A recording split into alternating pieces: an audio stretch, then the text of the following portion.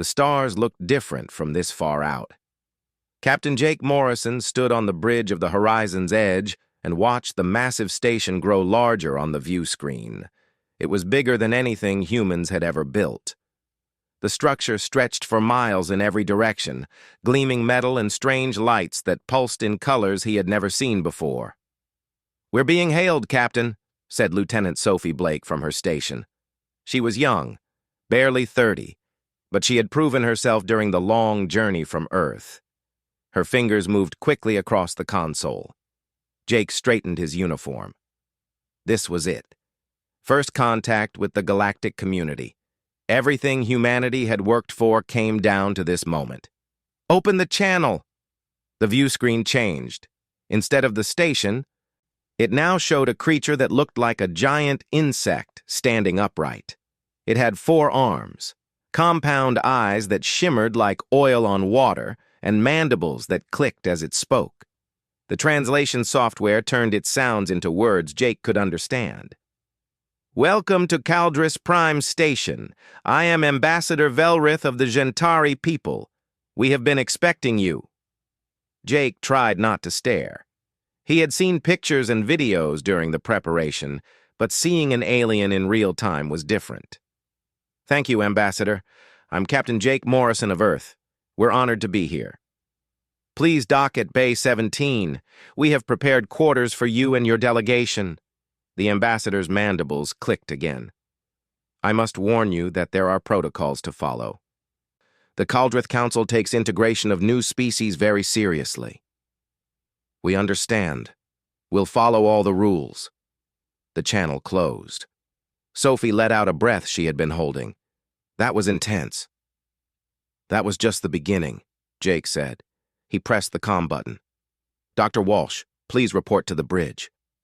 Dr. Henry Walsh arrived a few minutes later. He was older than most of the crew, with gray hair and glasses he insisted on wearing even though medical science had made them unnecessary. He said they made him look more trustworthy. "You wanted to see me, Captain? We're about to dock. I want you to observe everything. Every detail about how they interact, how they move, what they consider polite. We can't afford to make mistakes." Henry nodded. "I've been reviewing the cultural files they sent us. These species are very different from us, Jake. They evolved from prey animals mostly. They value calm behavior and consensus. Aggression is something they bred out of their populations thousands of years ago. So we need to be on our best behavior. More than that, we need to be perfect." The docking procedure took 20 minutes. The station's technology was far ahead of human science. Magnetic clamps and force fields guided the ship into place with precision that made their pilot, Lieutenant Chris Hayes, whistle in appreciation. "I didn't even need to touch the controls for the last 5 minutes." Jake led the delegation off the ship. Besides Sophie and Henry, he had brought 3 other crew members: Lieutenant Amy Carter, who specialized in communications, Sergeant Paul Dixon for security, and Dr. Rachel Kim, a cultural anthropologist. They walked down the ramp into a docking bay that was filled with aliens. There were dozens of species represented. Some walked on 2 legs, others on 4 or 6. Some had scales, others had fur or feathers. A few floated in the air using technology Jake couldn't identify. All of them stopped what they were doing to watch the humans pass. "They're staring at us," Amy whispered. "We're staring at them too," Henry replied quietly. "It's natural." Ambassador Velrith waited at the entrance to the main corridor.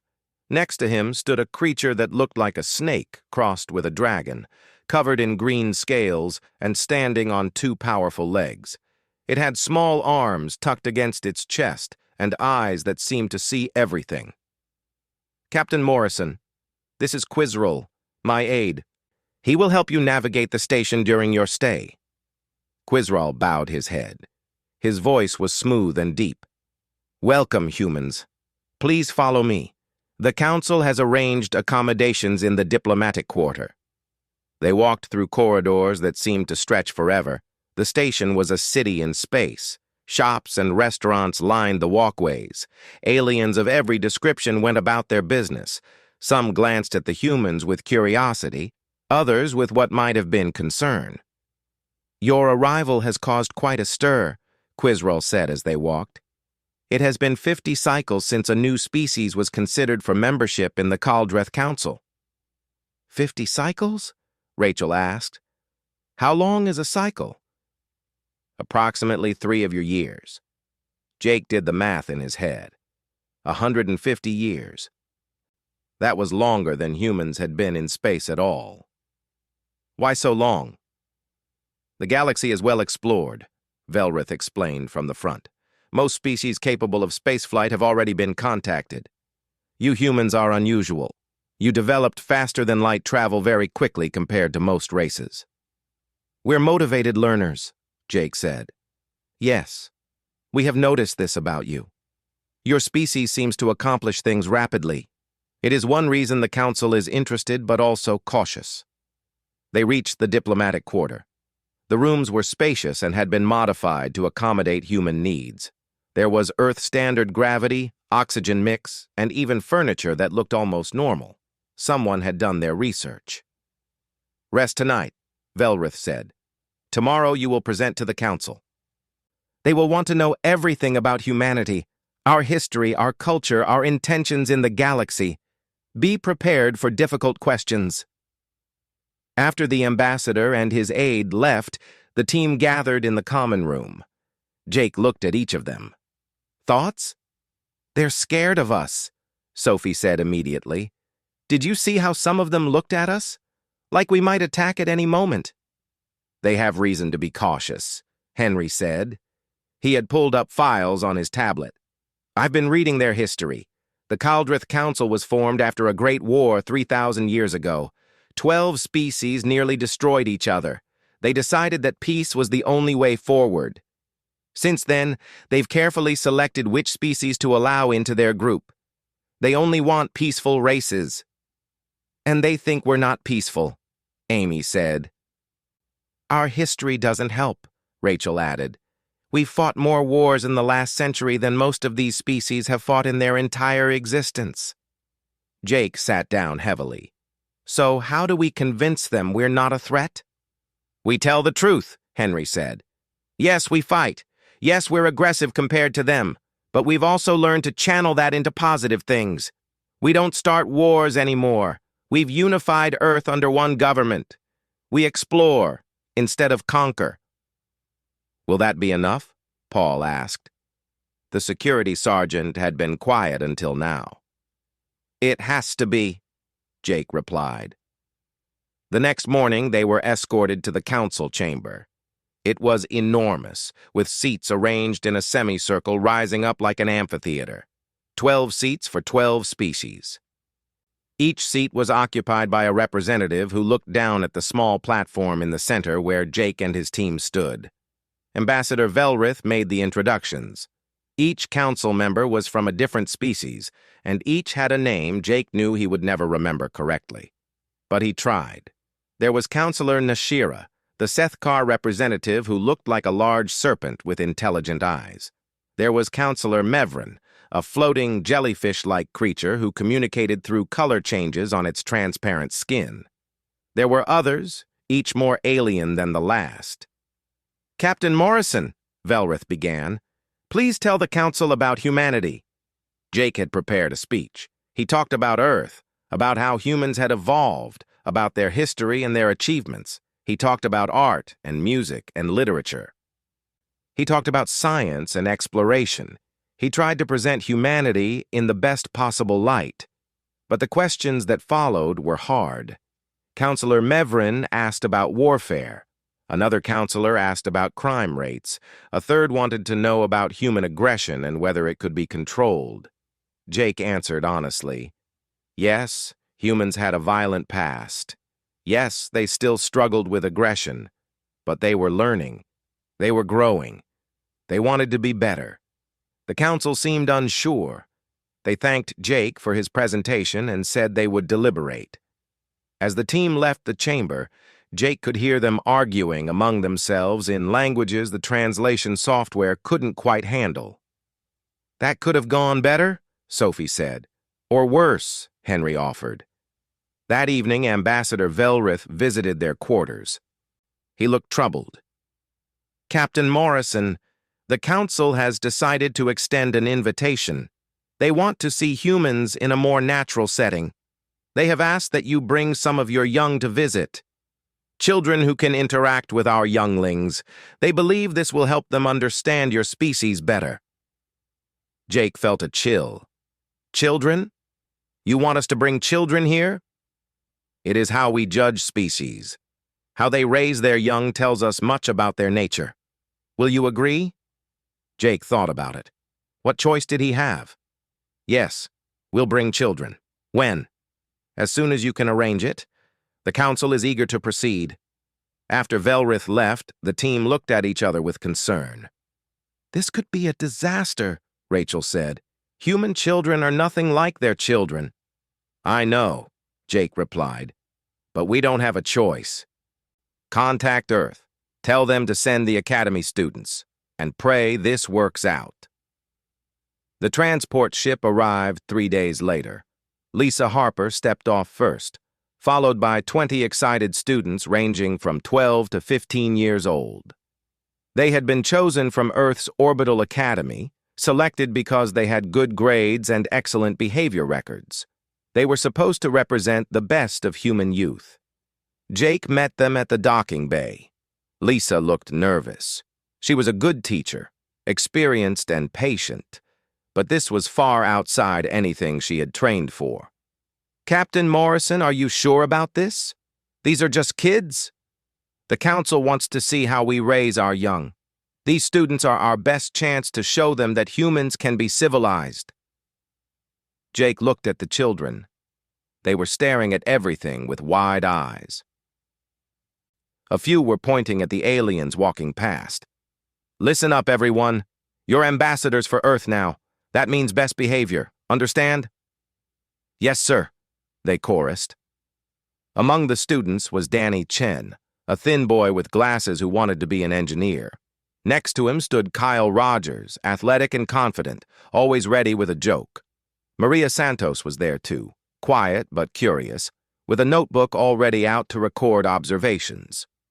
There was also Ben Tucker, Emma White, and 15 others, all chosen because they were smart and supposedly well-behaved. Ambassador Velrith arrived with Quizroll and several other aliens. "Welcome, young humans. We have prepared educational activities for you at the Capitol Complex. Our younglings are eager to meet you." The group was transported to the planet's surface using a shuttle that made the students gasp in wonder. The planet below was beautiful, with purple oceans and green continents. Cities glowed with soft light, and nothing looked like the industrial sprawl of Earth. Everything seemed clean and organized. The education complex was even more impressive. It was a massive building with towers that reached toward the sky. Inside, holographic displays showed information in multiple languages. Anti-gravity platforms carried students between levels. Gardens grew in impossible places, with plants that seemed to glow from within. "This is amazing," Danny whispered. He was already pulling out his tablet to take notes. The Caldrith younglings were gathered in a large common area. There were about 30 of them. Representing different species, they stood in neat groups, quiet and orderly. When the human children entered, they all turned to look with large, curious eyes. A Gentari teacher named Kelvin approached Lisa. His mandibles clicked softly. "Please, have your students introduce themselves. We want to know more about Earth children." The introductions were awkward. The human kids spoke loudly and moved constantly, shifting from foot to foot. The alien younglings barely moved at all. They stood still and spoke in quiet voices when it was their turn. The contrast was obvious. "Your young have much energy," Kelvin observed to Lisa. "They're excited to be here," Lisa explained. "New experiences tend to make them energetic." "I see." Kelvin didn't sound convinced. The first activity was a tour of the complex. The alien younglings walked in straight lines, stopping when told, listening carefully to every word the guides said. The human students kept breaking formation to look at things more closely. Danny wanted to examine the anti-gravity technology. Kyle kept asking questions that weren't part of the planned tour. Emma took pictures of everything with her phone. "Please stay with the group," Lisa kept saying. It was like herding cats. Lunch was served in a large cafeteria. The food was strange but edible, designed to work with human biology. The alien younglings ate slowly and carefully, using utensils with perfect precision. The human students were less graceful.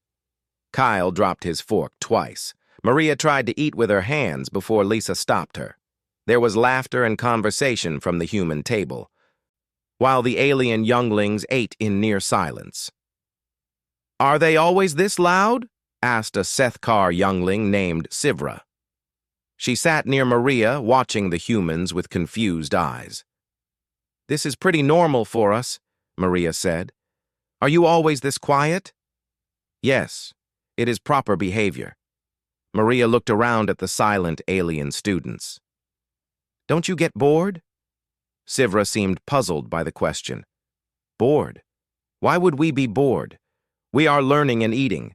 These are important activities."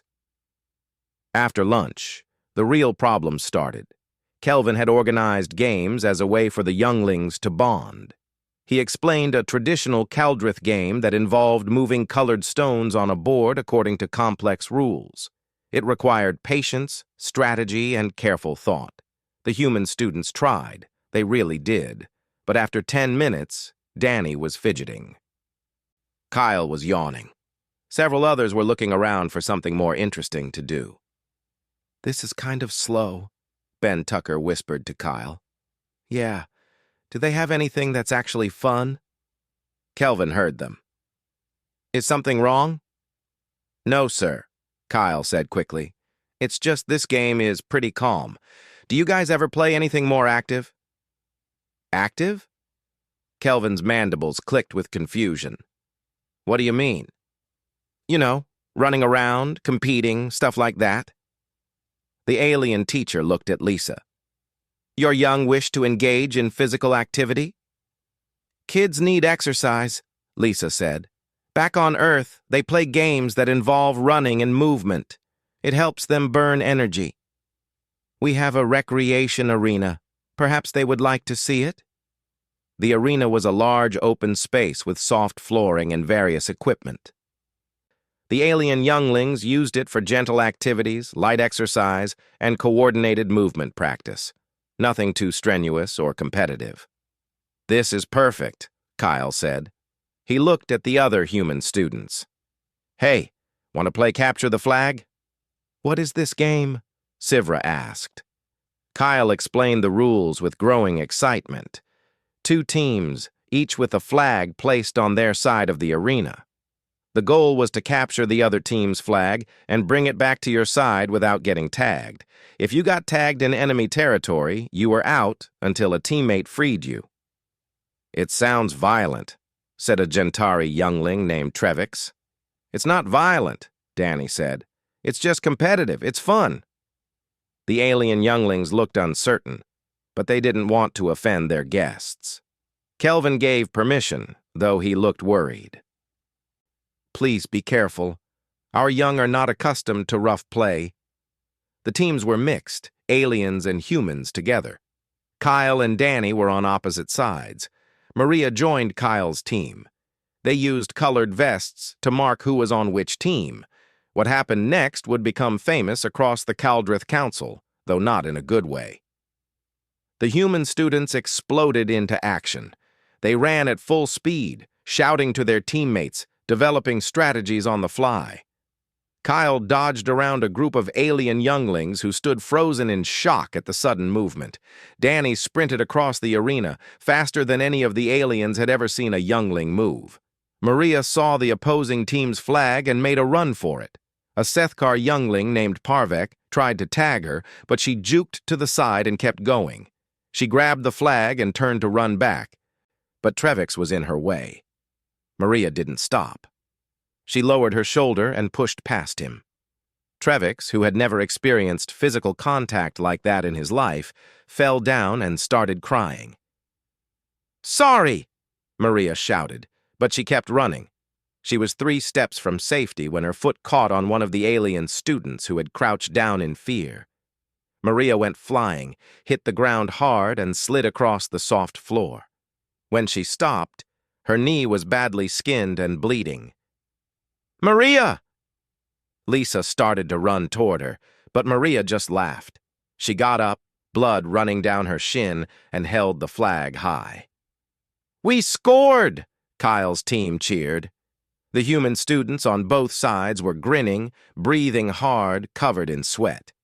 It had been maybe 5 minutes of play, but they looked like they had just fought a war.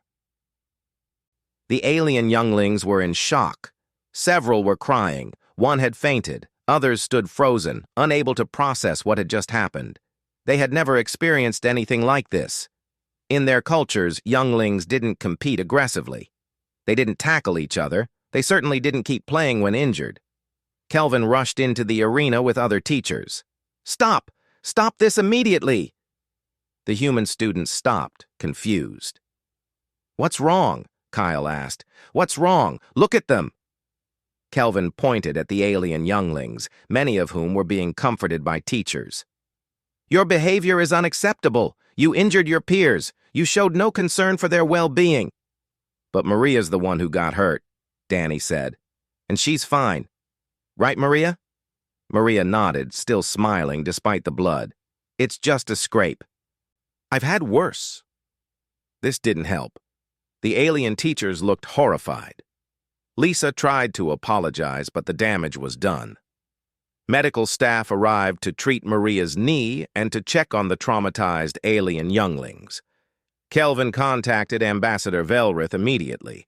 The human students were escorted back to their quarters. They were quiet now, realizing something had gone badly wrong. "We were just playing," Emma said softly. "I know," Lisa replied.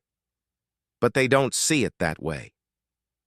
Within an hour, footage of the incident was spreading across Caldrith networks.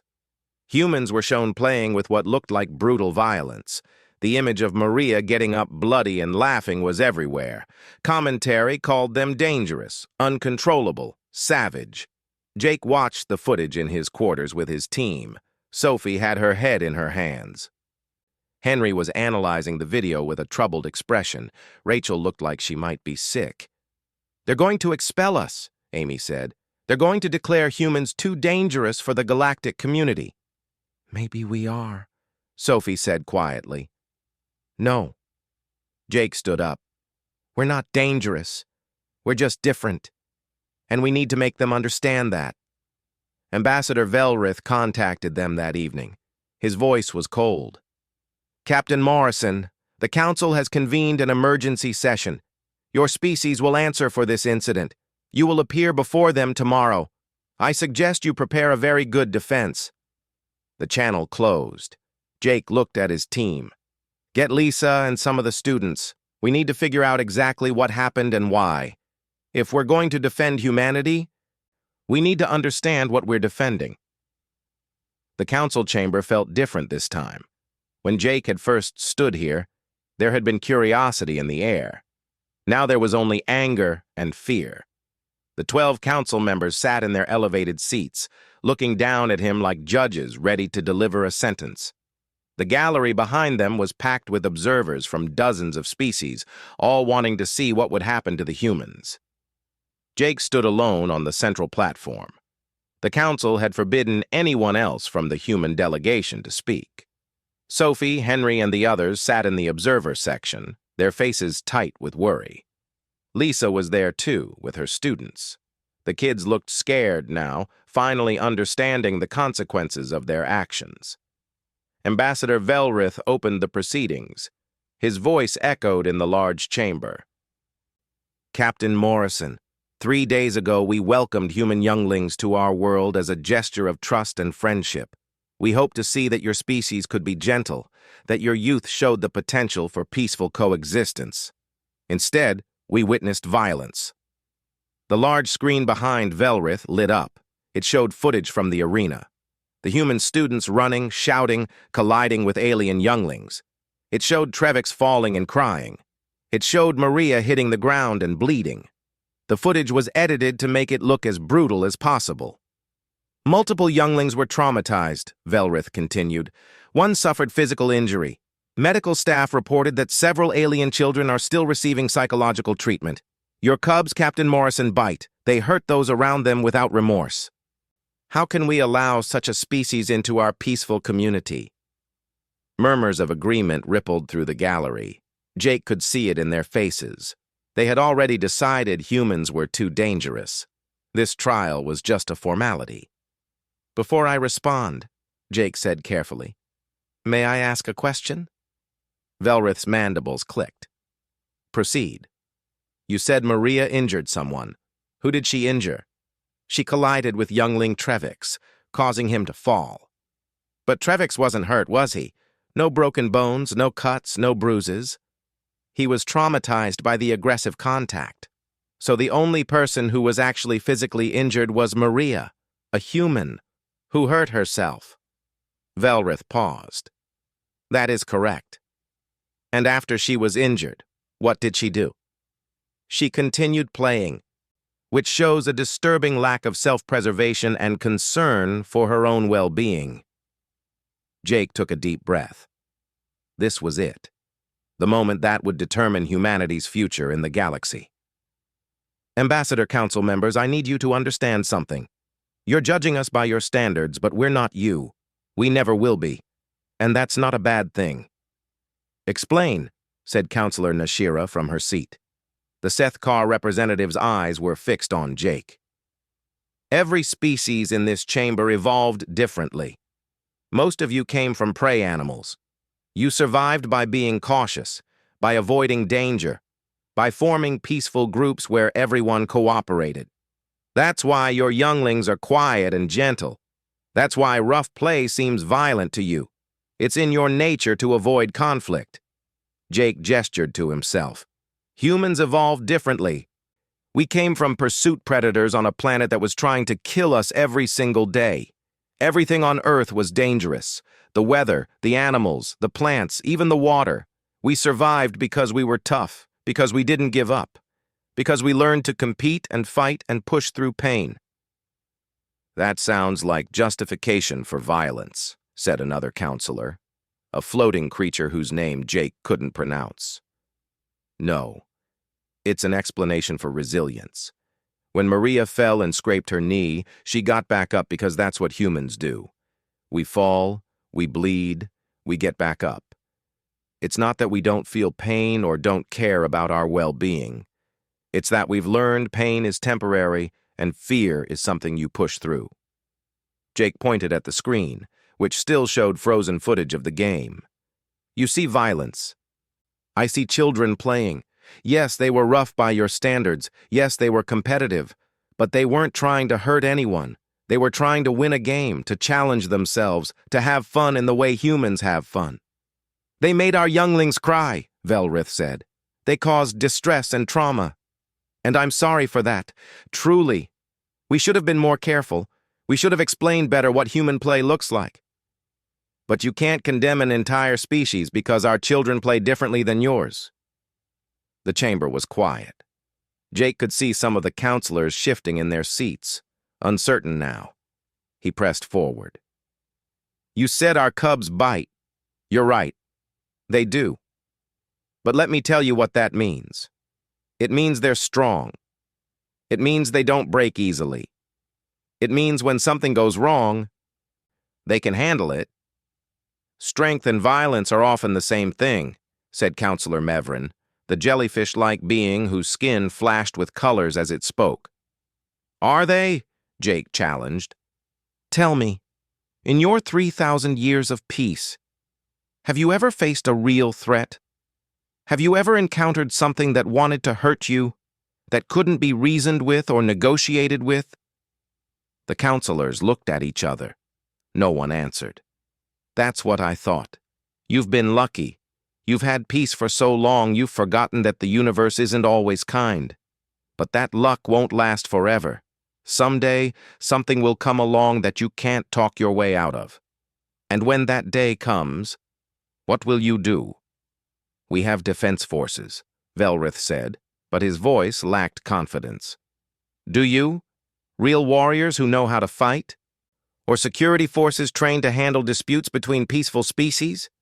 Jake shook his head. I looked at your military records. Your ships have defensive shields and stun weapons. Your tactics are all about containment and negotiation. That's admirable in a peaceful galaxy. But what happens when peace ends? Counselor Nashira leaned forward in her seat. Are you threatening us, Captain Morrison? No, I'm trying to protect you. You're judging humanity as if we're applying to join a peaceful club where everyone thinks the same way. But that's not what you should be looking for. You should be looking for people who can stand up when things get hard. People whose cubs bite. The chamber erupted in noise. Some counselors shouted in protest. Others called for order. The gallery was buzzing with 100 different conversations in a dozen languages. Velrith raised his voice. Captain Morrison, you are being insolent. You come to us asking for acceptance, and instead you criticize our way of life. I'm not criticizing, I'm offering perspective. You've built something beautiful here. 3,000 years of peace is an incredible achievement. But maintaining peace doesn't mean forgetting how to be strong. It means choosing not to use your strength except when absolutely necessary. Jake looked up at each council member in turn. You want to know if humans can be trusted? Then ask yourselves this. Would you rather have us as friends or not know us at all? Because we're here, we're in space, and we're not going away. We can either work together, or you can shut us out and hope you never need us. Need you? Velrith scoffed. For what purpose? For the day someone threatens what you've built. For the day your negotiation fails and your defensive shields aren't enough. For the day you need someone who knows how to fight but chooses not to unless they must. You said our cubs bite. I say teach your warriors how to stand their ground. Because if you can't, we'll stand it for you. The words hung in the air. Jake could see the conflict on their faces. They were peaceful beings, uncomfortable with the very concept of what he was suggesting. But they were also intelligent. They understood that his words had truth in them. A new voice spoke up. It came from one of the counselors Jake hadn't heard from yet, a crystalline being that refracted light in strange ways. The human makes a point, however uncomfortable. We have grown soft in our peace. We tell ourselves this is evolution, that we have moved beyond conflict. But perhaps we have simply forgotten how to face it. Are you suggesting we embrace violence? Another counselor asked. No. I am suggesting we acknowledge that others in this galaxy may not share our values. The Vexlore raids continue on our borders. Pirates prey on merchant ships. We respond with diplomacy and sanctions, but they do not stop. Perhaps strength is not the same as violence. Perhaps knowing how to fight is not the same as wanting to fight. Velrith looked troubled. This is a significant philosophical shift for the Kaldrith Council. We cannot make such a decision lightly. Then don't, Jake said. Take your time, deliberate. But while you do, ask yourselves what you really fear about humanity. Is it that we're violent? Or is it that we remind you of something you've tried to forget about yourselves? The session was called to recess. Jake was escorted out of the chamber and back to his quarters. His team met him there, all talking at once. That was incredible, Sophie said. That was insane, Henry countered. You basically told them they're weak. I told them the truth, Jake said. He felt exhausted. Whether they accept it is up to them. Lisa approached him. Captain, the students wanted me to tell you something. They're sorry. They didn't mean to cause all this trouble. I know they didn't. It's not their fault. They were just being kids. Jake managed a smile. Human kids. That's not something to apologize for. That night, Jake couldn't sleep. He stood by the window of his quarters, looking out at the alien city below. Lights moved in patterns he didn't understand. Ships came and went from the spaceport. Somewhere in that city, the Council was debating humanity's fate. He thought about Earth, about the billions of people who were counting on him. He thought about the students who had just wanted to play. He thought about Maria getting up bloody and laughing, and how that single moment had summarized everything that made humans different. His comm chirped. It was Sophie. "Captain, you need to see this. We're picking up distress signals from the outer territories. Something's attacking one of the Kaldrith colonies." Jake felt his stomach drop. "What kind of attack?" "Ships. Armed raiders. The colony is calling for help." Sophie paused. "Jake, the Kaldrith Defense Fleet is responding, but from what I'm seeing on the scans, they're not going to be enough. These attackers are serious." Jake made a decision in that instant. "Get the crew ready. Plot a course to those coordinates." "We haven't been authorized to leave the station."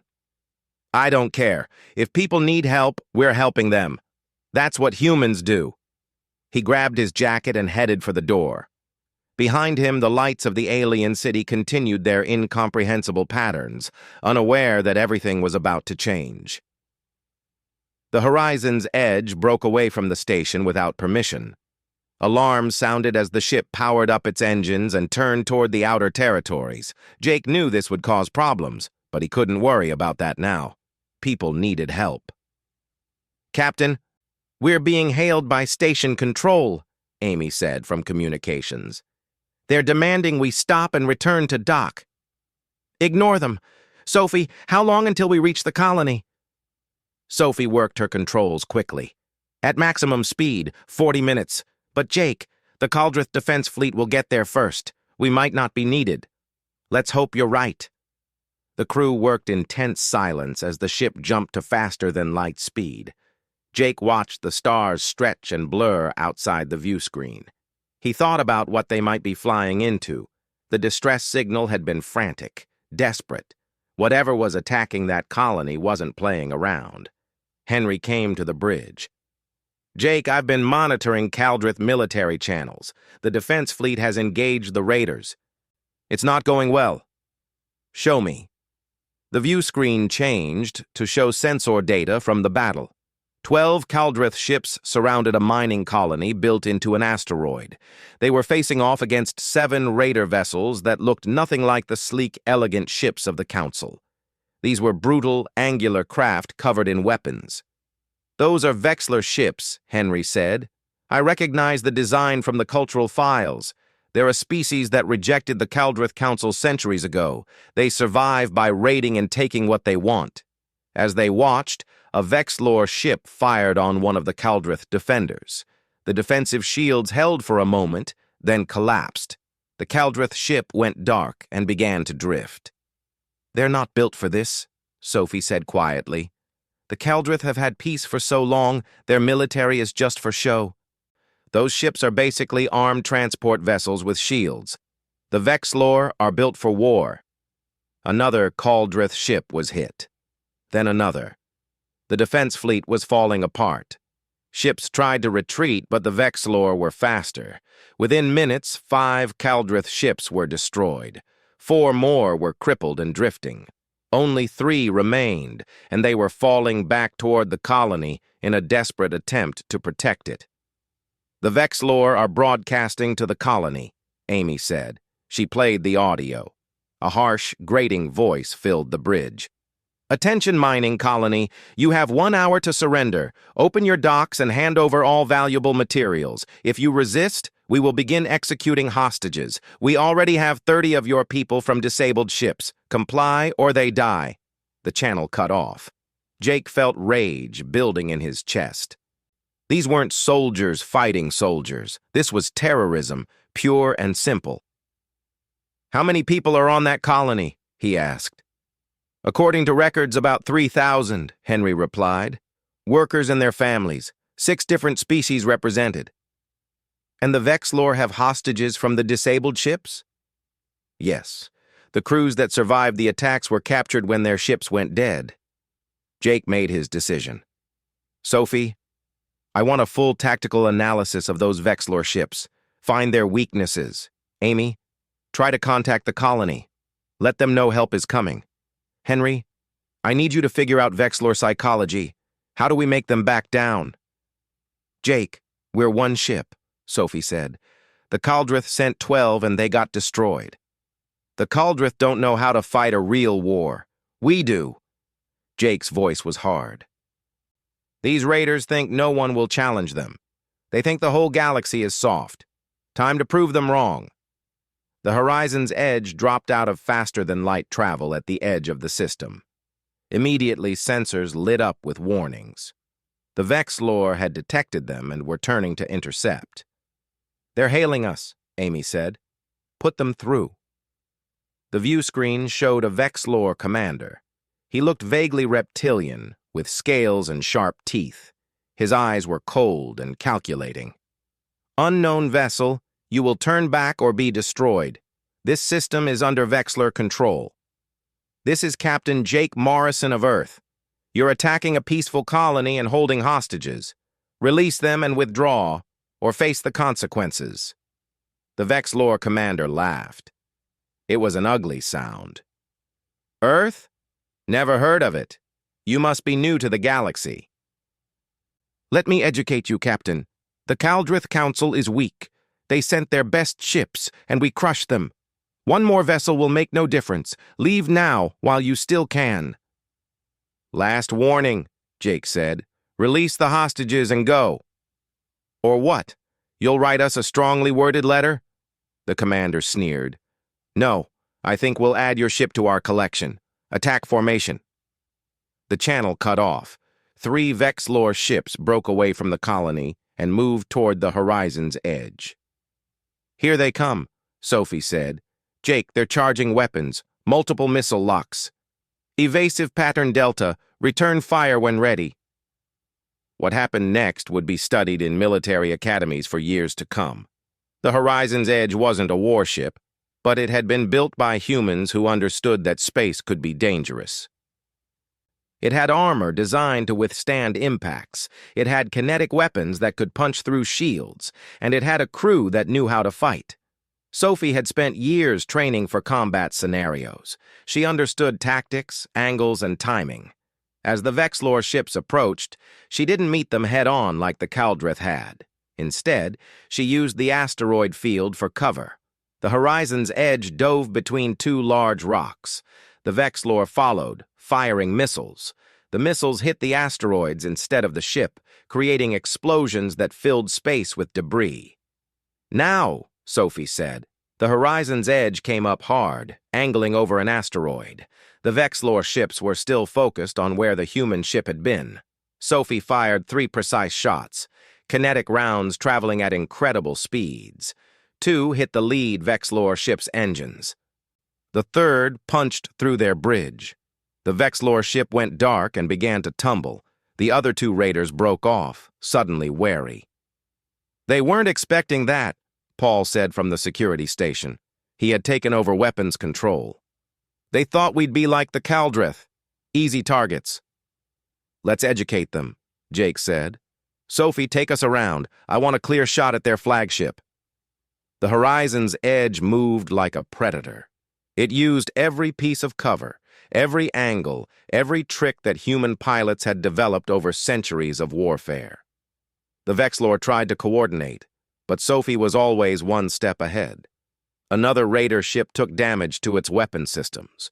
A third lost its shields when Paul timed a shot perfectly, hitting them just as they passed through a gap in the asteroid field. The flagship is moving, Amy reported. It's positioning itself between us and the colony. They're using the hostages as shields. Jake swore. That was smart. Brutal, but smart. Can we get a clear shot without risking the hostages? No, Sophie said. Not from this angle. Then we change the angle. Amy, open a channel to the colony. Tell them to prepare for boarding. We're going in. Jake, that's suicide, Henry said.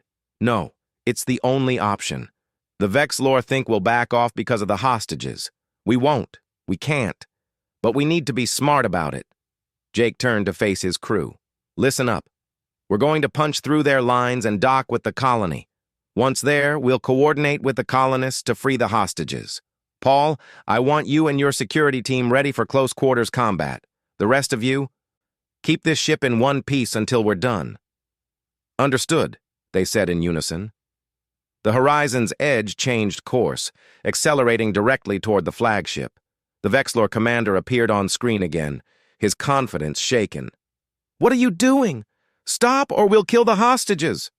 No, you won't, Jake said, because if you do, you lose your only leverage, and then there's nothing stopping me from destroying your ship.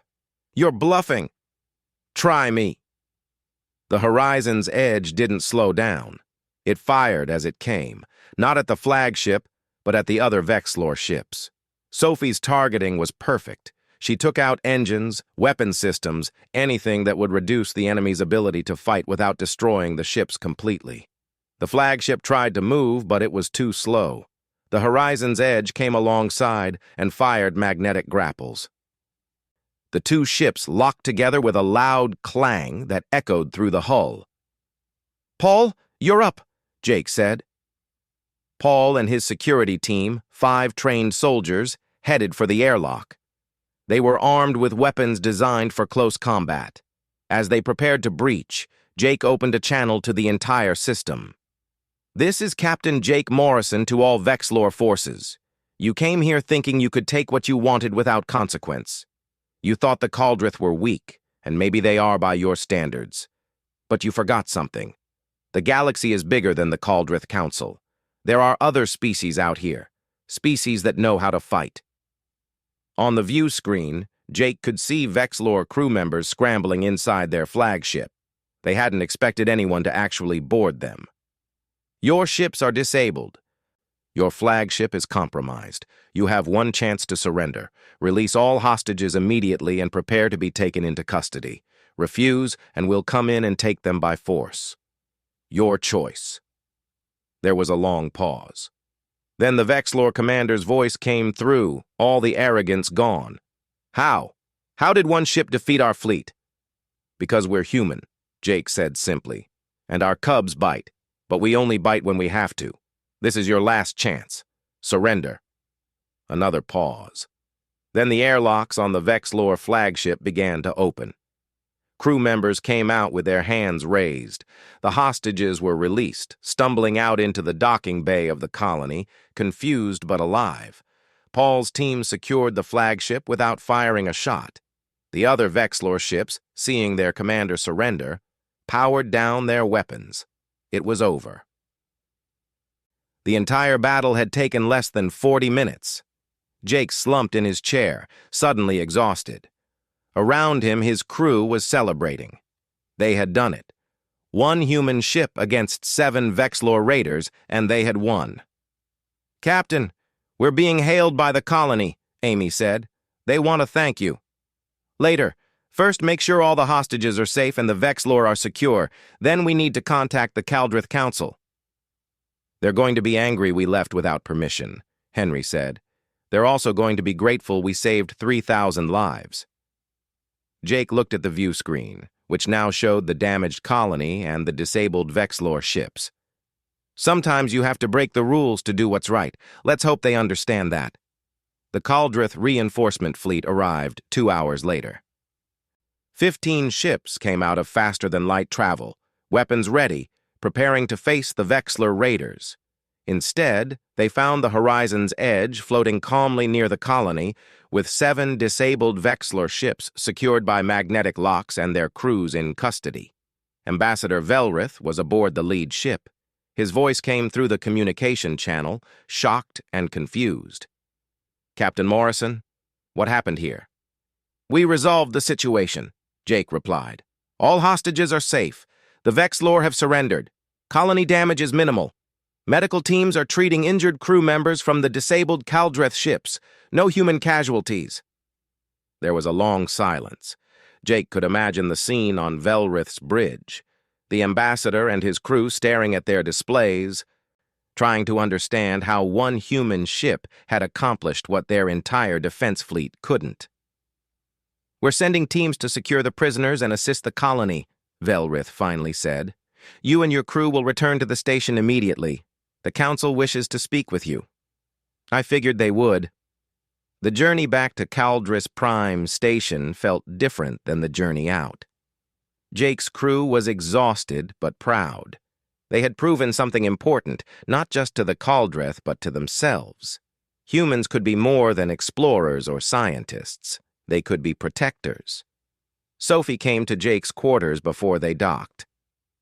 Captain, I've been monitoring Caldreth communications. The news about what happened is spreading fast. Some are calling us heroes. Others are calling us dangerous. The council is split on how to respond. What's your take? I think we scared them. We showed them something they weren't ready to see. That violence, controlled and directed properly, can save lives instead of taking them. Jake nodded. That's exactly what we did. Question is whether they can accept it. When they docked at the station, a full honor guard was waiting. Caldreth soldiers in ceremonial armor stood at attention. Behind them, crowds had gathered. Word of the human victory had spread, and everyone wanted to see the crew that had defeated the Vexlor. As Jake walked down the ramp, the crowds began to make noise. It wasn't quite cheering. Different species expressed approval in different ways, but the meaning was clear. These people were grateful. A youngling broke through the security line. It was Sivra, the Sethkar child who had played with the human students. She ran up to Jake, her movements more energetic than any Caldreth youngling had shown before. Captain Morrison, you saved my cousin. She was on one of the disabled ships. Jake knelt down to Sivra's level. I'm glad she's safe. Is she okay? Yes, the medical team says she'll be fine. Sivra hesitated, then asked quietly, Is it true what they're saying? That humans know how to fight because your cubs learn to be strong? It's true. Human children play rough because it teaches them to be tough. Not to hurt others, but to protect themselves and the people they care about. Sivra looked thoughtful. I want to learn that. To be strong like humans. A Sethkar adult, probably Sivra's parent, came to collect her. But the look the parent gave Jake was different from before. There was respect there now, and something else. Hope, maybe. The council chamber was packed when Jake arrived. Every seat in the gallery was full. Representatives from species Jake had never seen before were present, all wanting to witness what would happen. The 12 council members sat in their places, and for the first time, Jake noticed something different about them. They didn't look angry. They looked uncertain. Ambassador Velrith opened the session. Captain Morrison, you stand before this council for the second time. 3 days ago, you were here to answer for the actions of human younglings who were deemed too aggressive. Today, you are here to answer for a different kind of action. You left the station without permission, entered a combat situation, and engaged hostile forces. By all protocols, you should be punished for this violation. Jake said nothing. He knew there was more coming. However, Velrith continued, and Jake heard the shift in his tone. You also saved 3,000 lives. You rescued hostages that our own forces could not protect. You defeated an enemy that had been raiding our borders for years with impunity. The colony has sent a formal petition requesting that humanity be granted not just membership in the Caldreth Council, but a position of honor. The gallery erupted in noise. Some species cheered, others argued. The council members looked at each other, clearly divided. Councillor Nashira raised a hand for silence. Captain Morrison, I believe I speak for many when I say that your actions have forced us to reconsider our beliefs. We have lived in peace for so long that we forgot what it takes to maintain that peace. We believed that avoiding violence was enough. You showed us that sometimes violence is necessary to protect the innocent.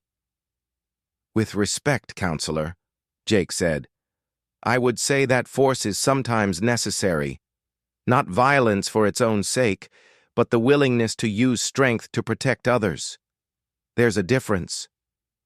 Perhaps that is a difference we need to learn. Nashira replied. She looked at her fellow counselors. For 3,000 years, we have selected species for membership based on their peaceful nature. We have built a society where aggression is bred out, where conflict is resolved through words alone. This has given us a golden age of prosperity and culture, but it has also made us vulnerable. Another counselor spoke up, the crystalline being that had supported Jake before. The Vexlor are not the only threat. There are others in the dark spaces between stars, pirates, raiders, rogue factions that reject civilization. We have dealt with them through sanctions and blockades, but these are temporary solutions. What happens when a threat emerges that cannot be negotiated with? Are you suggesting we become warriors? Asked another counselor, clearly uncomfortable with the idea. No, Nashira said. I am suggesting we accept warriors among us. Species like humanity, who understand strength but choose to use it only when necessary. Species whose cubs bite, but who teach those cubs when to bite and when to hold back. Velrith looked at Jake. You said something during your last appearance before this council. You said we should teach our warriors how to stand their ground, but we have no warriors. We don't know how to teach what you're describing. Then let us teach you, Jake said. Not to turn your people into soldiers, but to give them the knowledge and tools to defend themselves when needed. Humans have spent our entire history learning to balance strength with restraint. We've made mistakes. We've fought wars we shouldn't have, but we've also learned from those mistakes. We can share that knowledge. And what do you want in return? Asked a counselor suspiciously. A place in the galaxy. The chance to work with other species, to learn from you as you learn from us. We don't want to conquer or dominate. We just want to belong. The council members consulted with each other in hushed voices. The gallery waited in tense silence. Finally, Counselor Nashira stood. The Sethkar delegation proposes the following. Humanity shall be granted full membership in the Kaldrith Council. Additionally, we propose the creation of a new office, a defense coordinator who will work with all member species to develop appropriate protection protocols while maintaining our commitment to peace. And who would hold this office? Velrith asked. We nominate Lieutenant Sophie Blake of Earth. She demonstrated exceptional tactical skill during the Vexlor engagement. She used minimum necessary force to achieve maximum protection of innocent lives. That is the balance we need. Jake felt pride surge through him. Sophie deserved this. She had been the one who actually won the battle. He had just given the orders. The vote was called. One by one, the counselors voted. When it was done, the result was unanimous.